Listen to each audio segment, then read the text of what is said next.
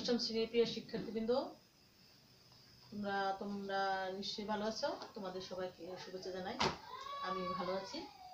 শিক্ষার্থীবৃন্দ, তোমাদের কাছে আমার একটা প্রশ্ন, সেটা হলো বাংলাদেশ কি দেশ বা বাংলাদেশের মানুষের জীবিকার প্রধান উপায় কি? আমরা সবাই নিশ্চয়ই সেটা জানি।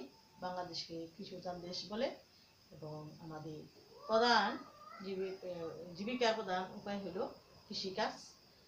এছাড়া গ্রামে গঞ্জে নানান ধরনের পেশাজীবী মানুষ আছে, কামার কুমার ছেলে তাঁতি, তারাও তাদের এই নিজস্ব পেশা নিয়োজিত আছে এবং এই কাজ করে তারা তাদের জীবিকা নির্বাহ করে। তাহলে প্রিয় শিক্ষার্থীবৃন্দ, অষ্টম শ্রেণীর প্রিয় শিক্ষার্থীবৃন্দ, আমাদের বিষয় হলো বাংলাদেশ ও বিশ্ব পরিচয়। আমরা ষষ্ঠ অধ্যায়ে বাংলাদেশের অর্থনীতি নিয়ে আজকে আমরা পাঠ উপস্থাপন করব। তাহলে বাংলাদেশের অর্থনীতি মূলত কৃষির উপর নির্ভরশীল। এছাড়া অন্যান্য পেশাজীবী লোক আছে, আর বিশেষ করে শহরাঞ্চলে আমাদের পেশাগুলো অন্য ধরনের, সেগুলো হলো ব্যবসা বাণিজ্য এবং নানা ধরনের মানুষের পেশায় তারা নিয়োজিত আছে। যেমন ডাক্তার আছে, নার্স আছে, উকিল আছে, যারা সেবা কার্য করে থাকে। তাহলে প্রিয় শিক্ষার্থীবৃন্দ, আমরা আজকে যে বাংলাদেশ অর্থনীতি পড়বো, সেখান থেকে আমরা কি শিখবো? আমরা শিখবো মোট অভ্যন্তরীণ উৎপাদন, বা আমরা আমাদের দেশে কি ধরনের উৎপাদন করি, অর্থাৎ দেশজ উৎপাদন, দেশের অভ্যন্তরে বা দেশের ভিতরে যে উৎপাদন হয়, সেটা হতে পারে দ্রব্য সামগ্রী এবং সেবাজাত উৎপাদন পণ্য। সেটা মোট জাতীয় উৎপাদন, মোট অভ্যন্তরীণ উৎপাদন জিডিপি, মোট জাতীয় উৎপাদন জিএনপি, ও মাথা পিছু আয়ের ধারণা আমরা ব্যাখ্যা করতে পারবো। আমাদের সেই অভ্যন্তরীণ উৎপাদন বা জাতীয় উৎপাদন থেকে আমাদের মাথা পিছু আয়ের ধারণা পেয়ে থাকি, ও মাথা পিছু আয়ের ধারণা নিলে আমরা বলতে পারি আমাদের দেশের নাগরিকদের অর্থাৎ জনগণদের জীবনযাত্রার মান কেমন, অর্থনীতি উন্নতি না অবনতি, সেটা কিন্তু আমরা এই জিডিপি জিএনপি থেকে ধারণা লাভ করতে পারি। লক্ষ্য করি দ্বিতীয় শিখন ফল কি? দেশের মোট জাতীয় আয়ে যেসব খাত অবদান রাখছে তা বর্ণনা করতে পারবো। জাতীয় আয়টা আমরা কি কি খাত থেকে পেয়ে থাকি, সেটা আমরা বলতে পারবো, ব্যাখ্যা করতে পারবো। তাহলে এখন আমরা লক্ষ্য করব যে আমাদের অভ্যন্তরীণ উৎপাদন কি। প্রিয় শিক্ষার্থীবৃন্দ, আমরা এখানে লক্ষ্য করছি জিডিপি।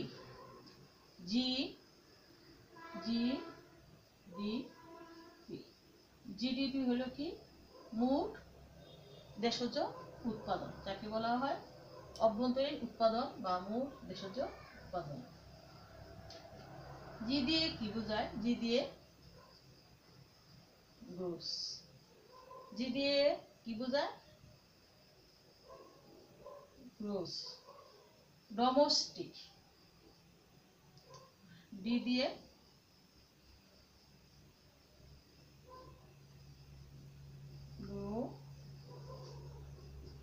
ডোমেস্টিক। পি দিয়ে প্রোডাক্ট।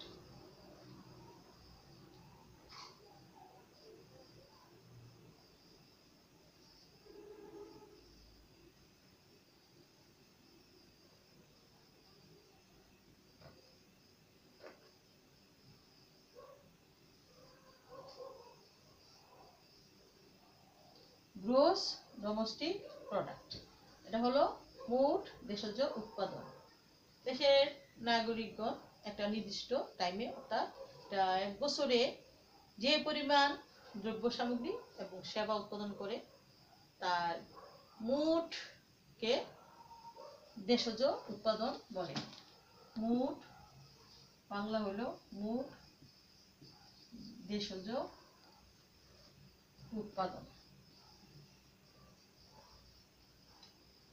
তাহলে একটা দেশে যে পরিমাণ দ্রব্য সামগ্রী এবং সেবা উৎপাদন করে, তার আর্থিক মূল্যকে দেশজ উৎপাদন বলে। তাহলে জিডিপি কাকে বলে আমরা এখন লক্ষ্য করব। জিডিপি হলো একটি একটি দেশে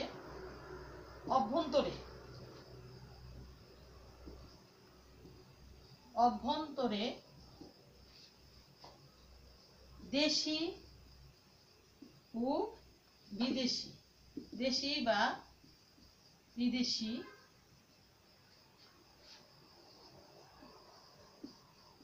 নাগরিকদের দ্বারা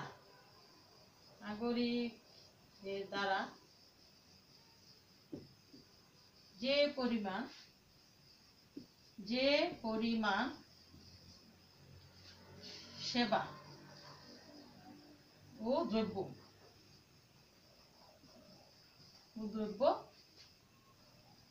উৎপাদিত হয়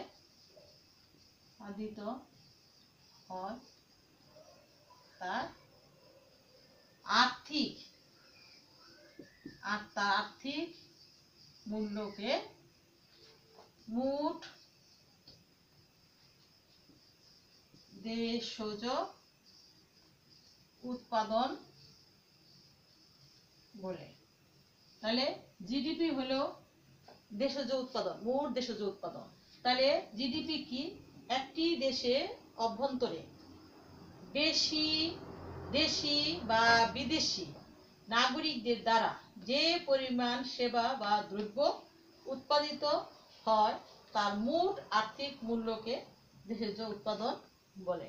প্রিয় শিক্ষার্থীবৃন্দ, এই দেশজ উৎপাদন মূলত একটি দেশের সামগ্রিক অর্থনীতির শক্তি বা সামর্থ্য বোঝার জন্য এটা খুবই প্রয়োজনীয়। তবে দেশের কোনো ব্যক্তি যদি বিদেশে কাজ করে অথবা কোনো কোম্পানি যদি বিদেশে কাজ করে যে টাকা এই দেশে প্রেরণ করে, সেটা কিন্তু এই দেশজ উৎপাদনের অন্তর্ভুক্ত হবে না। তাহলে কোনো লোক যদি বিদেশে কর্মরত থাকে এবং কোনো কোম্পানি যদি বিদেশে কর্মরত থাকে, তাদের আয় কিন্তু এই দেশজ উৎপাদনে অন্তর্ভুক্ত হবে না। শুধু এই দেশের অভ্যন্তরে যারা আছেন, যে সমস্ত নাগরিকগণ আছেন বা বিদেশিও থাকতে পারেন, তারা এই দেশের যে উৎপাদন কাজ করে যে দ্রব্য সামগ্রী বা সেবা উৎপাদন করে তা আর্থিক মূল্যকে এখানে জিডিপি বলা হয়েছে। প্রিয় শিক্ষার্থীবৃন্দ, এখন আমরা দেখব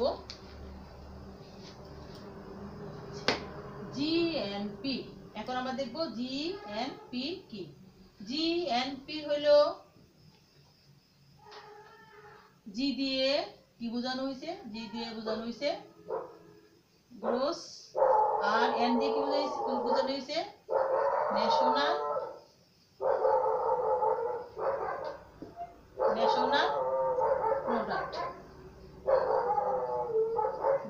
প্রোডাক্ট।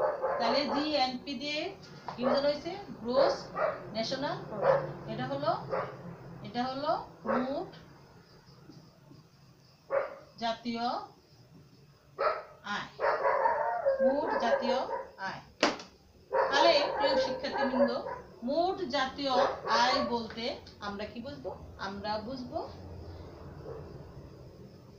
এদেশের নাগরিকগণ যারা এদেশে এবং বিদেশে কর্মরত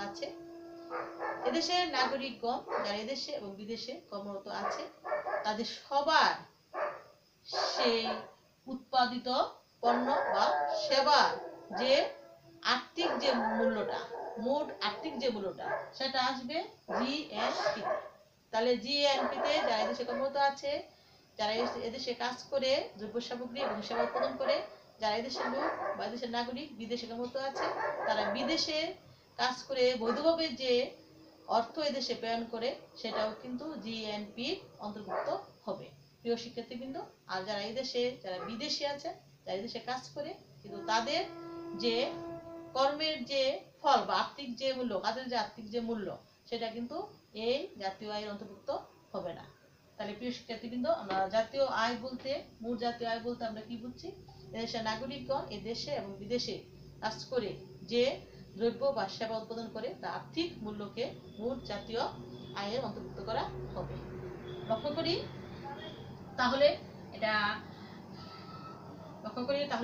কাকে বলে বা কিভাবে আমাদের লিখতে হবে? আমাদের লিখতে হবে সেটা এইভাবে: একটি দেশের নাগরিক, একটি দেশের নাগরিক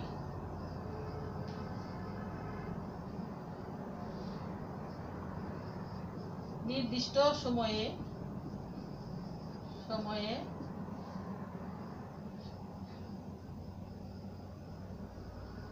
দেশের নাগরিক নির্দিষ্ট সময়ে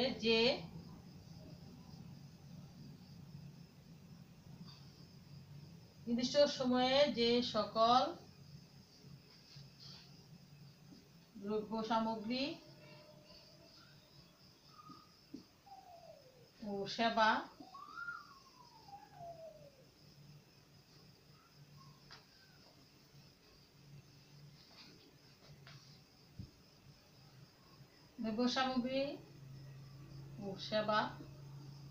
উৎপাদন করে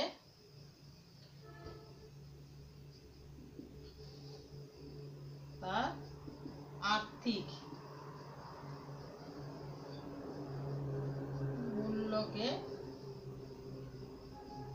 মোট জাতীয় উৎপাদন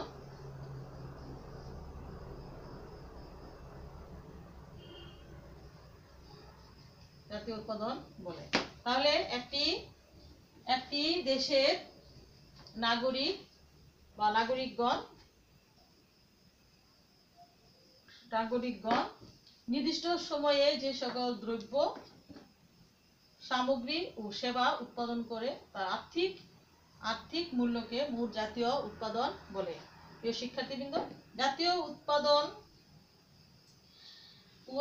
উৎপাদন হিসাব করা হয় একটি দেশের নাগরিকদের অর্থনৈতিক অবদান বোঝার জন্য। যেমন কোনো ব্যক্তি বা প্রতিষ্ঠান বিদেশে চাকরি বা ব্যবসা করে অর্জিত অর্থের যে পরিমাণ অর্থ বৈধভাবে বাংলাদেশে পাঠায় বা বাংলাদেশের মূল জাতীয় উৎপাদনের অংশ হবে। প্রিয় শিক্ষার্থীবৃন্দ, এখন আমরা দেখব মাথাপিছু আয় কি। আমরা এখন দেখব মাথাপিছু আয় কি। একটি দেশে যে সংখ্যক নাগরিক আছে বা জনগণ আছে তাদের প্রতিজনের যে আয় সেটা হলো মাথাপিছু আয়। তাহলে মাথাপিছু আয় আমরা কিভাবে জানবো, বা আমরা মাথাপিছু আয় আমরা কিভাবে বের করব, আমরা এখন সেটা জানবো। মাথাপিছু আয় হলো কি, প্রতিটা ব্যক্তি বার্ষিক যে আয় সেটা হলো মাথাপিছু আয়। তাহলে একটা দেশে জাতীয় উৎপাদন বা জাতীয় আয় যত বেশি হবে, মাথাপিছু আয় জনগণের ততই বেশি হবে। মাথাপিছু আয় বেশি হলে কি হবে, তাদের জীবনযাত্রার মান বৃদ্ধি পাবে।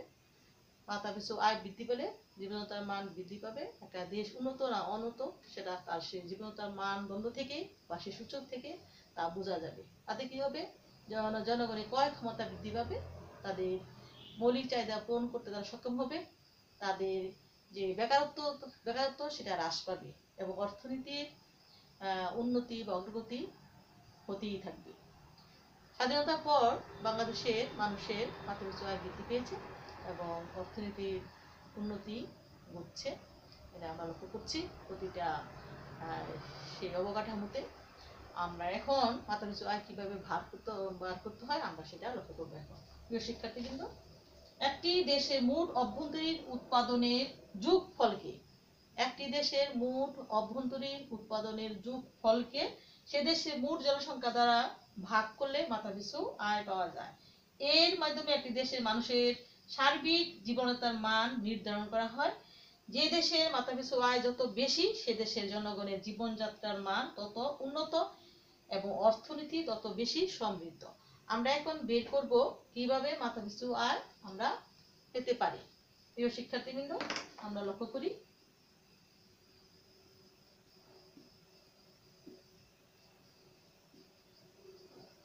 মাথাপিছু আয়। আচ্ছা, এখান থেকে আমরা যাই। মাথাপিছু আয় কোন নির্দিষ্ট, আমরা একটু এইভাবে দেখি মাথাপিছু আয় মনে করে নিই।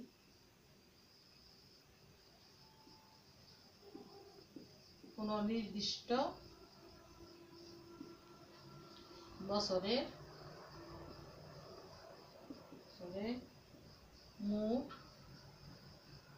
জাতীয় আয় ভাগ করব কি ওই বছরের মোট জনসংখ্যা,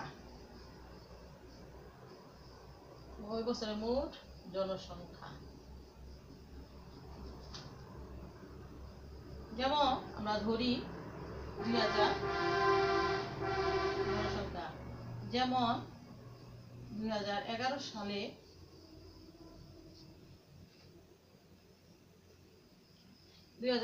সালে একটি দেশের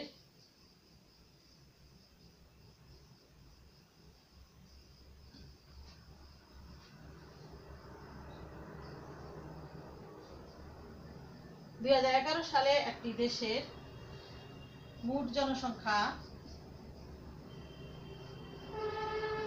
2011 সালে একটা দেশের মোট জনসংখ্যা ছিল 10 কোটি এবং ওই বছরে বা ওই সময়ে মোট জাতীয় আয় ছিল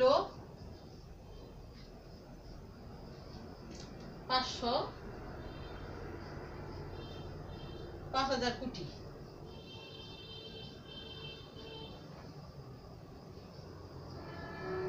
মার্কিন ডলার।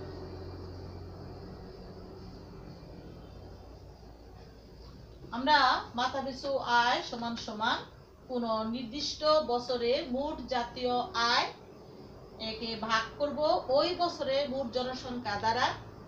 ধরি যেমন 2011 সালে একটি দেশের মোট জনসংখ্যা ছিল 10 কোটি এবং ওই সময় মানে ওই বছরে মোট জাতীয় আয় ছিল 5,000 কোটি মার্কিন ডলার।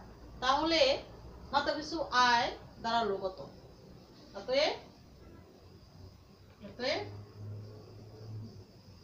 মাথাপিছু আয় হইল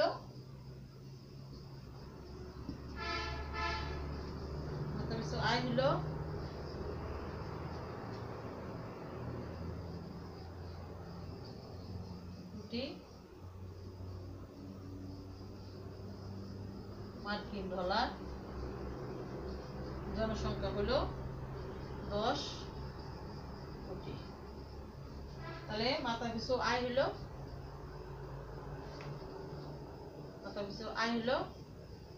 500 মার্কিন ডলার।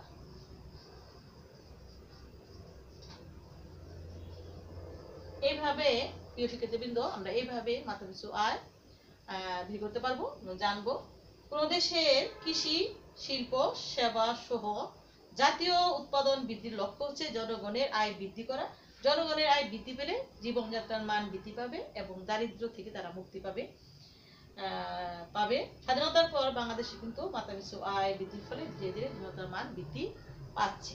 প্রিয় শিক্ষার্থীবৃন্দ, আমরা এখন লক্ষ্য করব যে এই জাতীয় আয়ে অবদানের জন্য কোন কোন খাত আছে এবং কোন কোন খাত থেকে বিশেষ করে এই জাতীয় আয় আমরা পেয়ে থাকি। আমরা এখন লক্ষ্য করব জাতীয় আয়ে কোন কোন খাত অবদান রাখছে। প্রথমেই আমরা আমাদের জন্য কৃষি, কারণ বাংলাদেশ কৃষি প্রধান দেশ, সেই জন্য আমাদের জাতীয় আয়ে একটা বিরাট অংশ এই কৃষি থেকে আসে। তাহলে প্রথম হলো কৃষি, 2 নম্বর হলো মৎস্য খাত। বাংলাদেশ নদীমাতৃক দেশ, এ দেশে স্বাদু পানি এবং সমুদ্র থেকে মানে নোনা পানি থেকে আমরা প্রচুর মৎস্য আহরণ করে থাকি। দেশের চাহিদা পূরণ করে আমরা বিদেশে তা রপ্তানি করতে পারি এবং প্রচুর বৈদেশিক মুদ্রা আমরা আয় করতে পারি। 3 হলো শিল্প খাত। শিল্প থেকেও জাতীয় আয়ে অবদান রাখছে। 4 হলো পাইকারি ও খুচরা ব্যবসা বাণিজ্য থেকেও আমরা আয় করে থাকি। প্রিয় শিক্ষার্থীবৃন্দ, আমরা লক্ষ্য করি পরিবহন ও যোগাযোগ ব্যবস্থা থেকেও জাতীয় আয় পেয়ে থাকে। পরিবহন ও যোগাযোগ,